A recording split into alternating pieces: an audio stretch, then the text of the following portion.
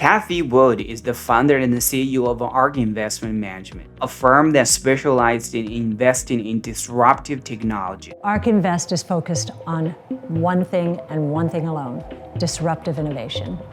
She's known for her bullish views on innovative industries such as electric vehicles, genomics, and artificial intelligence. Cathie Wood believes that the Federal Reserve is making a mistake by raising interest rates too quickly, which could lead to deflationary pressures in the economy.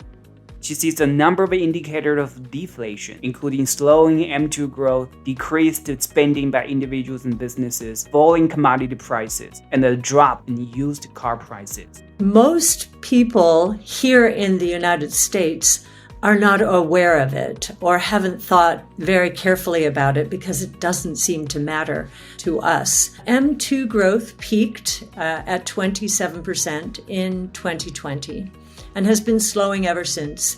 It hit 4.1% in August. We believe it is closing in or might be below 3% on a year-over-year basis in September, which doesn't leave a lot of room for growth or inflation unless velocity is really picking up, the rate at which money turns over.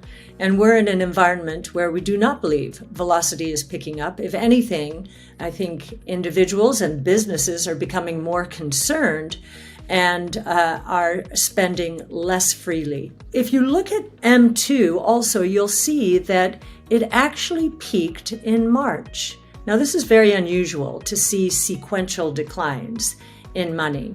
I'd like to build the case a little more here that the Fed is probably making a mistake. I say probably because I have to from a compliance point of view, but I really do believe the Fed is making a mistake. Chairman Powell really does think he is the reincarnation of Chairman Volcker, that we need him to take a sledgehammer to inflation, much like Volcker did. Chairman Volcker did choke off money supply and killed inflation. By the time the Fed got around to tackling it this time, it was not a 15-year problem. It was a 15-month problem.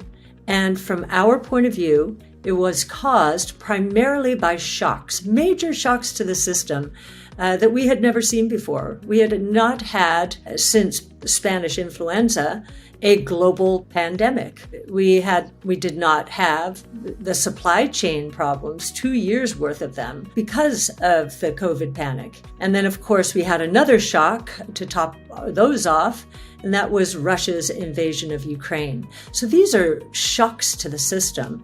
Chairman Volcker was dealing with double-digit interest rates. He took interest rates from 10% to 20%. Now, by the time he did that, consumers and businesses had gotten used to maneuvering around inflation. So while that sounds shocking, going from 10 to 20%, and it did have some shock value, it wasn't the same as what we're experiencing today with Chairman Powell and the Fed. Today, we've gone from 0.25% on the Fed funds rate to 3.25, which is a 13-fold increase, not a 2-fold increase. Chairman Powell is behaving as though what's going on today with inflation is much worse than what Volcker inherited. Starting from a low base is really shocking the system, especially given how long interest rates have been low. I question the premise of those who say, oh, this is so different, it's such a low base. That's the whole point, it's a low base. 13 times. Now, we have been expecting serious ramifications, financial and other ramifications, because of this monetary policy. And we've gotten the first one, but most people here in the United States are not aware of it or haven't thought very carefully about it because it doesn't seem to matter to us. But I was in the UK around the time it had its near Lehman moment. Cathie Wood highlights the risk of the pension funds in the UK relying on shortcuts and derivatives in a low-rate environment, leading to the market instability and liquidation of assets. The Bank of England has to step in for innovation to prevent a collapse of the financial system. She also mentions recent speeches by the Fed about raising interest rates to achieve 2% inflation, while China intervenes to limit the weakening of the yuan, and Japan support its currency by dumping dollars to the market. We're seeing other changes. We've seen China intervene to limit the weakening of the yuan. We've seen Japan doing the same. Now, what is that? What are they doing when they do that? Well, when Japan is trying to support its currency at 145 yen to the dollar, it sells dollars and buys back yen. And so we'll see what happens from here. I think this is getting to be so serious that we are reaching a cathartic moment, and I do think it's started. Cathie also talks about how the used car index has gone down by 14% since January, which shows that there's deflation happening in the market. People who bought cars during the pandemic might not need them anymore, so the price of the used car has gone down a lot. This is another deflation indicator in the system. We've been worrying about auto credit for a while now, and now we have more reason to. Yesterday, we got the Manheim Used Car Index. It's a value index, pricing effectively. If we're right, the used car price index is going to collapse here. Why? That index peaked in January and is now down 14% just since January. And now dealers who were paying too much for used cars are sitting on losses, and they are going to have to disgorge those inventories. We believe that's already happening. And there's about $1 trillion of auto paper. Now, this won't be a systemic risk, but because auto paper was the best performing paper during 08-09, this is going to be quite a surprise to a number of investors. She then highlights the negative impact of short-term shareholder pressure on corporate debt and the risks posed to retail sectors. She cites Nike's high inventory and potential price cuts in the coming months. Well, corporations have a lot of debt. Why do they have a lot of debt?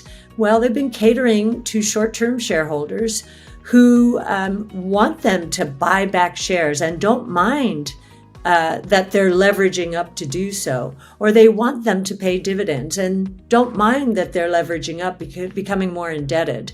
Well, this is becoming a big problem for certain sectors of the economy that are in the throes of disruption, both cyclical and secular.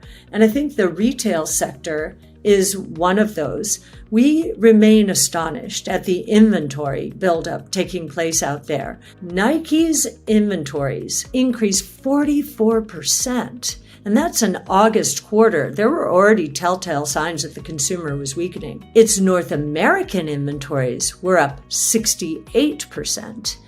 And the inventories in transit, mostly from Asia, were up 85%. In order to clear the shelves, Nike is going to have to cut prices, and retailers will as well. And we believe this is just a microcosm of a much broader problem out there. Cathie Wood discusses the significant decline in commodity prices, including gold, copper, lumber, and iron ore, which may indicate trouble for global infrastructure. She notes that the market are selling off across the board, which may suggest that the Fed is actually too tight. Gold price down 17%, copper down 30%, lumber down 73%. Think about that. Housing is collapsing. Iron ore down 45%. Infrastructure around the world has run into trouble, especially China. Corn down 17%. Silver down 29%. DRAM prices, which are chips, semiconductors, down 46%. The Baltic Freight Index down 48%. That's an indicator of supply chain issues. Oil down 29%. So just taking the evidence and putting it together like this, there is a lot of data to be driving the Fed, which is what they say is happening, but we don't think it's happening.